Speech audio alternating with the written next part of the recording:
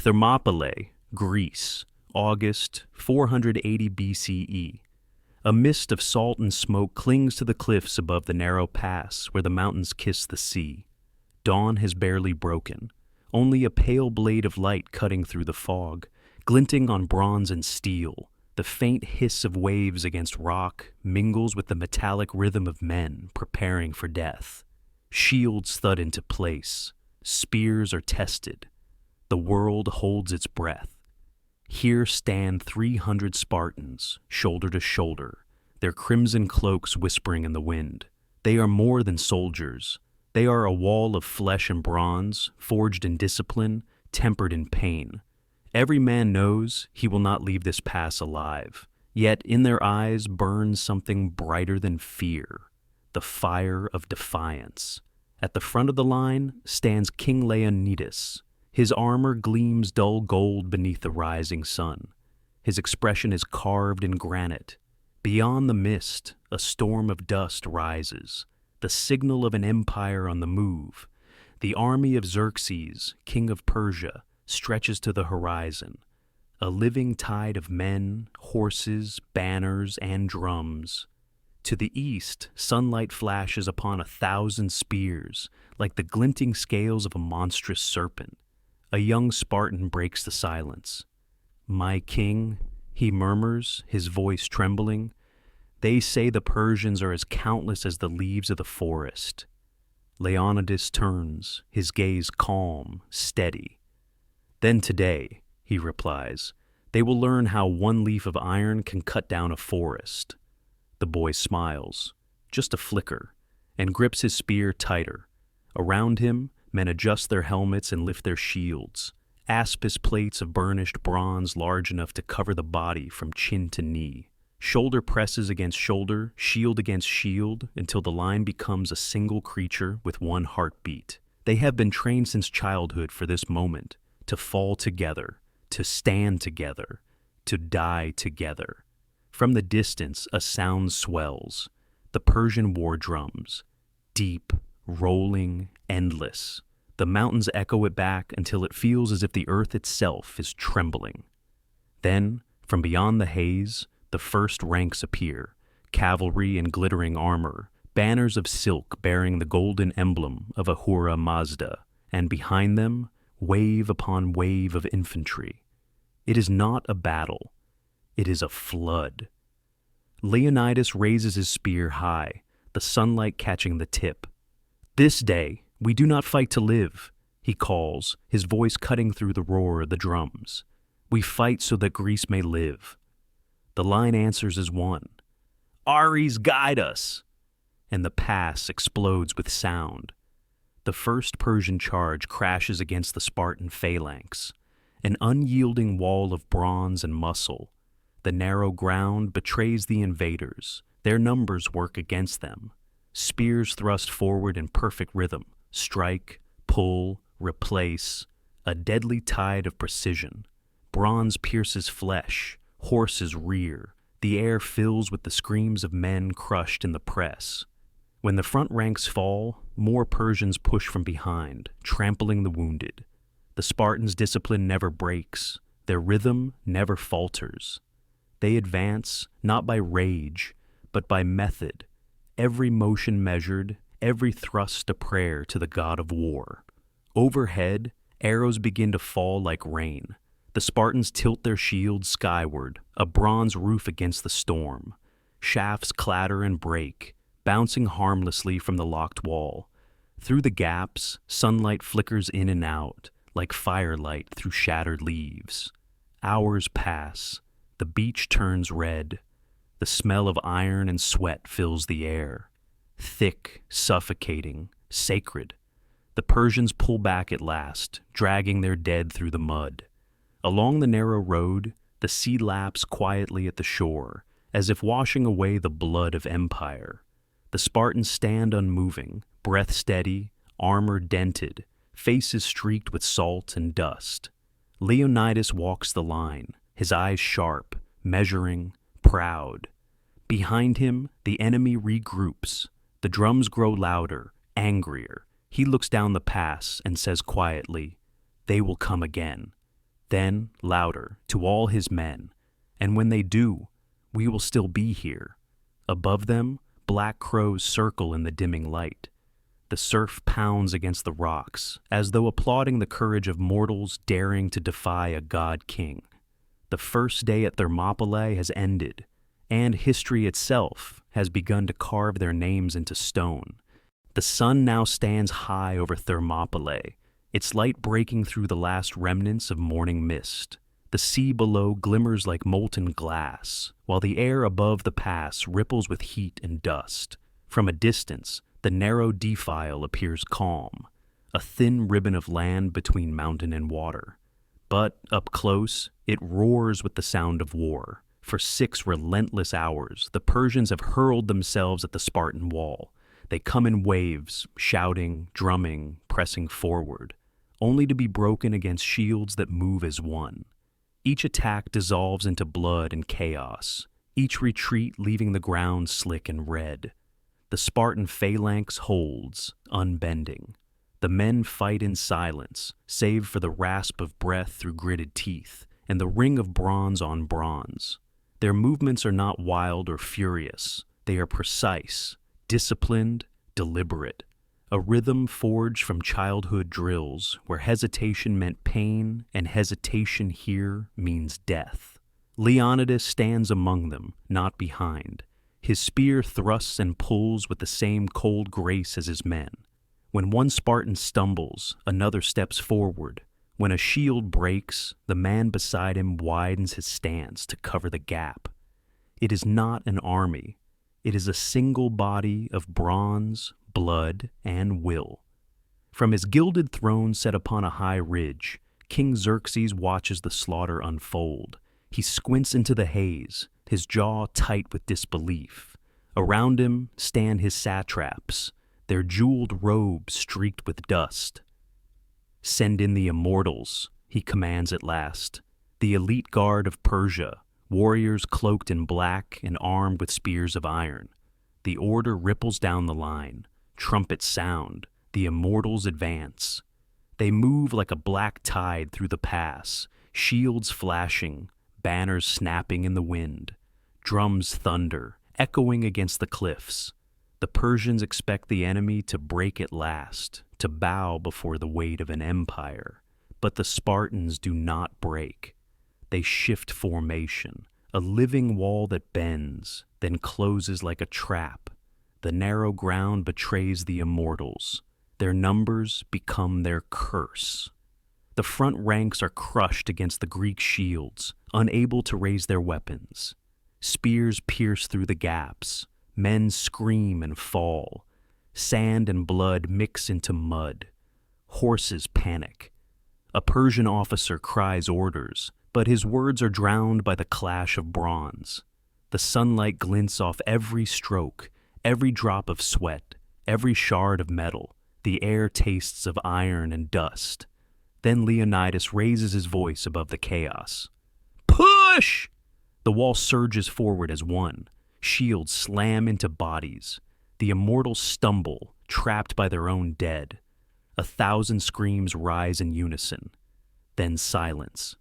When it ends, the pass is carpeted with the fallen. The Spartans stand shoulder to shoulder, their armor dented, their crimson cloaks darkened to brown. Steam rises from their bodies in the heat. Up on his hill, Xerxes grips the arms of his throne. He has never seen such defiance. A whisper escapes his lips, half disbelief, half respect. Who are these men that fight as though they wish to die? Below, the Greeks begin the grim work of clearing the dead, dragging the fallen Persians into heaps. The sea carries away the blood in slow, dark ribbons. As dusk approaches, the wind shifts. Campfires flicker to life across the Persian plain, a field of stars reflected on earth.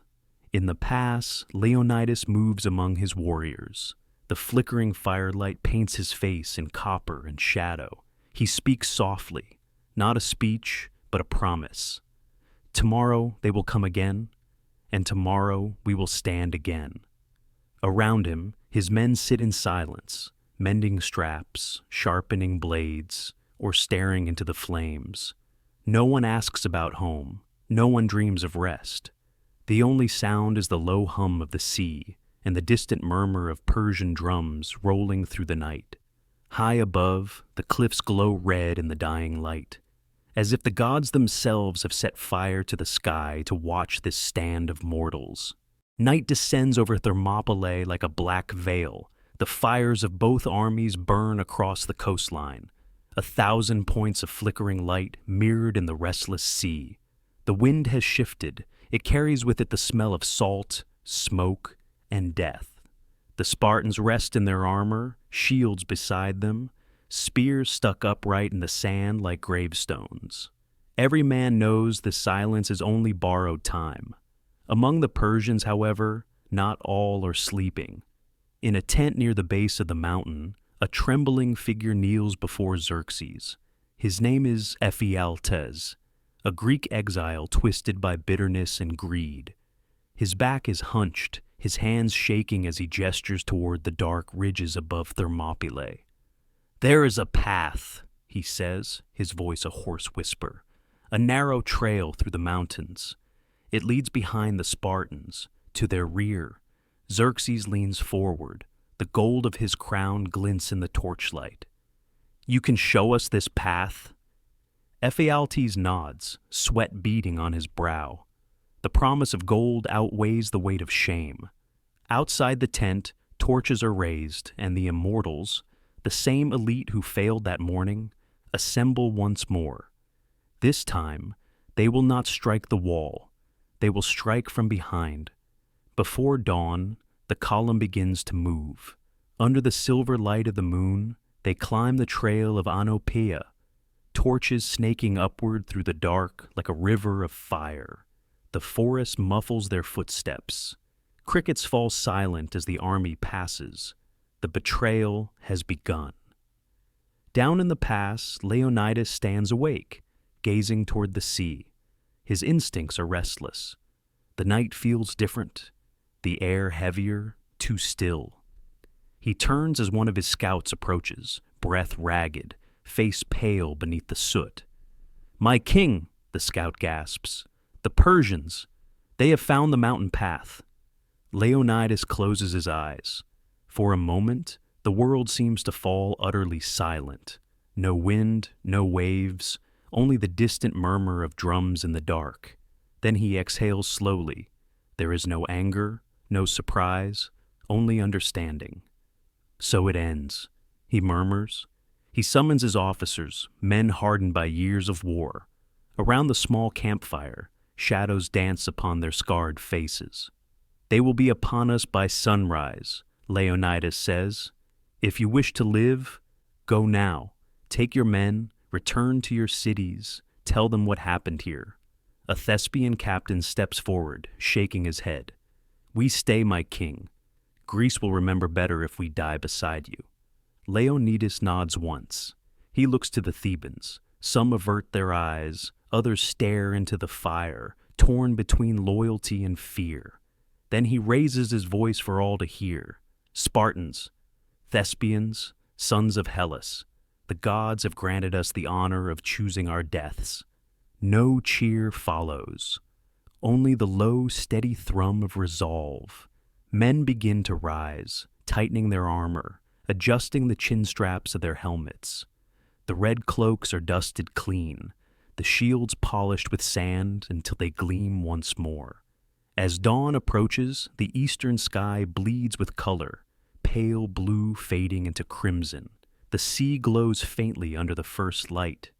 From the cliffs above, the sound of marching feet echoes, faint but growing. The immortals are descending.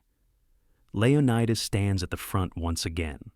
The morning wind whips his cloak behind him, the air alive with the scent of iron and pine. He grips his spear, then glances down the line. 300 faces, each calm, each ready. He smiles faintly, the kind of smile reserved for men who have already made peace with death. "Spartans," he calls, his voice carrying over the pass.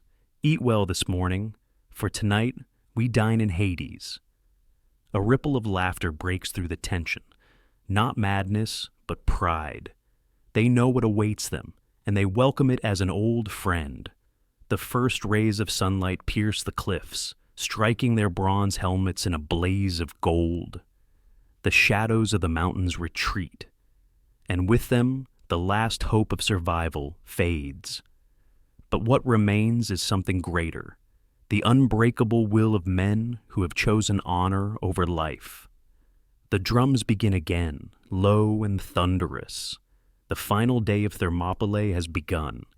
Dawn has fully broken over Thermopylae. The mist of the early morning burns away, replaced by the sharp golden light of a rising sun. The air trembles with the beat of Persian drums rolling like thunder across the narrow pass. Beneath the cliffs, the Spartans stand in perfect formation. Scarlet cloaks rippling, bronze shields gleaming, eyes fixed ahead. The sound of marching grows louder, from both directions now. The immortals descending the mountain path, and the main Persian host advancing from the plains. The trap has closed. Leonidas gazes toward the cliffs, where a dark tide of soldiers winds down through the smoke. Then he turns to his men. "Sons of Sparta," he calls, voice steady against the wind. No retreat, no surrender. A murmur ripples through the line, not fear, but calm acknowledgement. They have fought their last dawn. The first wave strikes. Persian infantry surge forward, roaring, their spears and scimitars flashing under the light. The Spartans meet them with a wall of bronze and fury. The ground shakes as shield meets shield, spear meets flesh. The narrow pass becomes a furnace of dust and blood. Leonidas stands in the thick of it, his spear darting like lightning. Every movement is deliberate, strike, pivot, block. A dance of death perfected through years of war.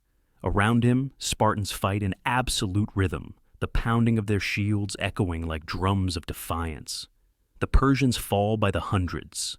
Their bodies pile in the narrow defile until they trip their own ranks. Still they come, endless, screaming, desperate. At last, Xerxes gives the order.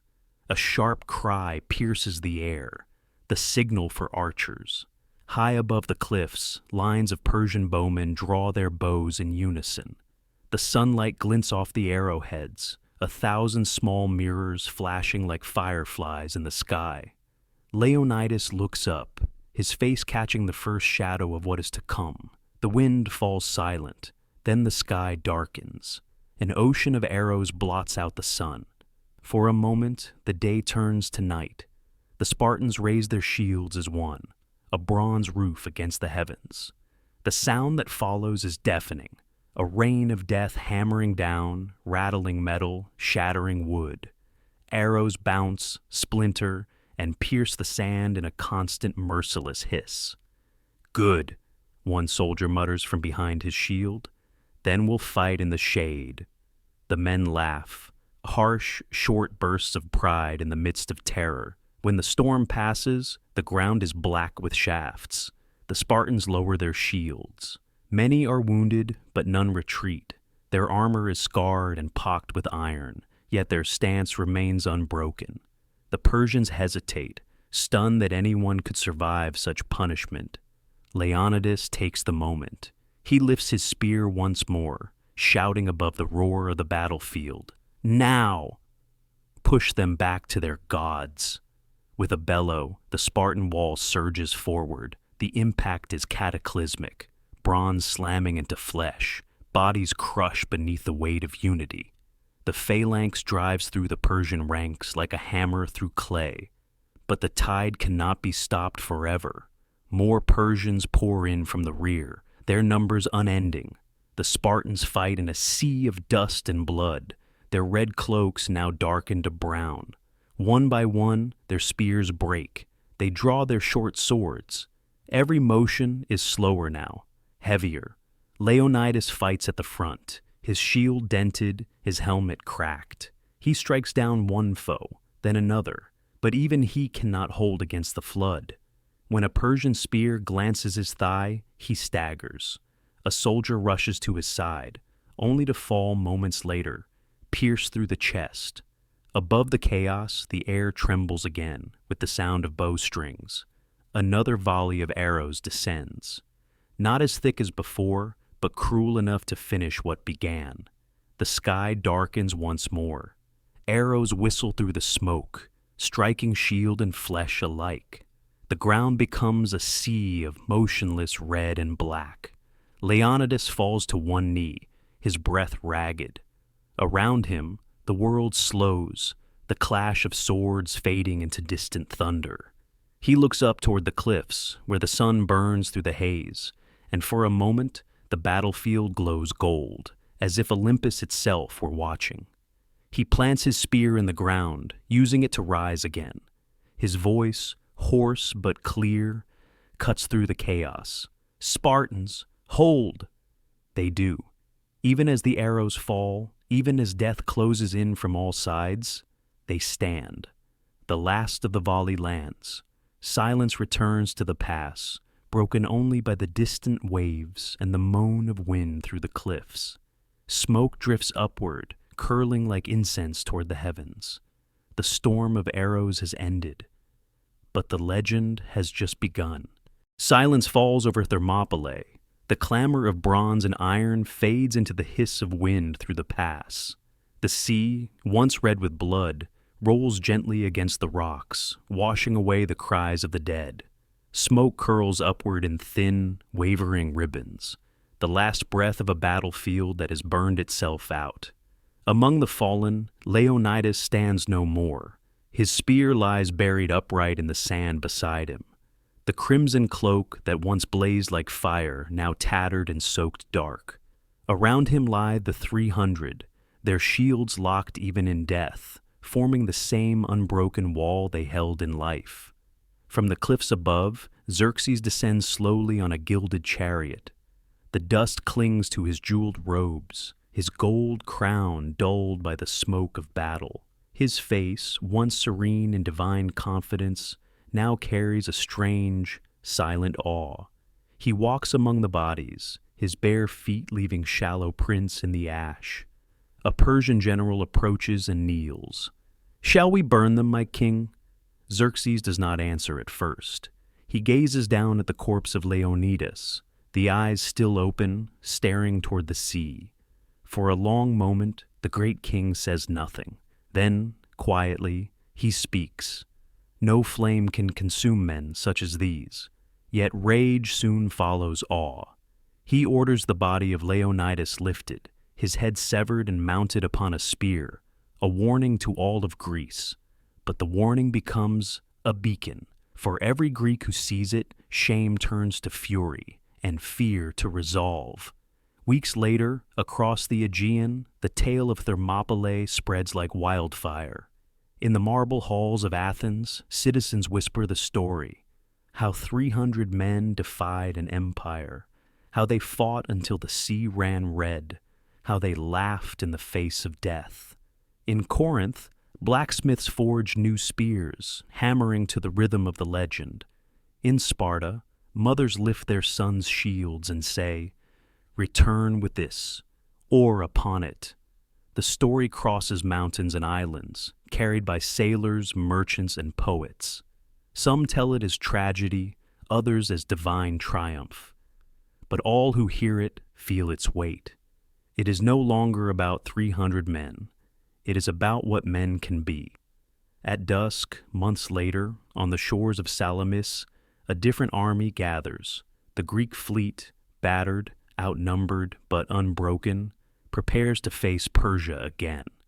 Among them, soldiers whisper the name Leonidas as though invoking a god. His death has become their armor, his defiance, their rallying cry. When the sun dips low over the sea, the light turns the water blood red, the same color as Spartan cloaks. The wind shifts, carrying the scent of salt and smoke, and somewhere in that wind, it feels as if the dead of Thermopylae march beside them. The gods, it seems, have not forgotten. Back at the hot gates, time moves differently. Seasons change, rain falls, grass grows between the stones. Yet the land remembers. Travelers who pass through still feel it, a pressure in the air, a whisper beneath the wind. The cliffs are carved with words now, etched by those who came long after. Go tell the Spartans, stranger passing by, that here, obedient to their laws, we lie. The sun sets once more over Thermopylae. The bronze of old shields catches the last light, gleaming faintly before darkness swallows the pass. The Spartans have fallen, but their stand has outlived kings, empires, and centuries. Their valor carved into stone, their memory woven into the heartbeat of every soldier who dares to stand against fate. For some battles, victory is not survival. It is remembrance. And so, as the waves lap gently against the silent shore, the legend of Leonidas and his 300 endures, not as men, but as immortals born from defiance.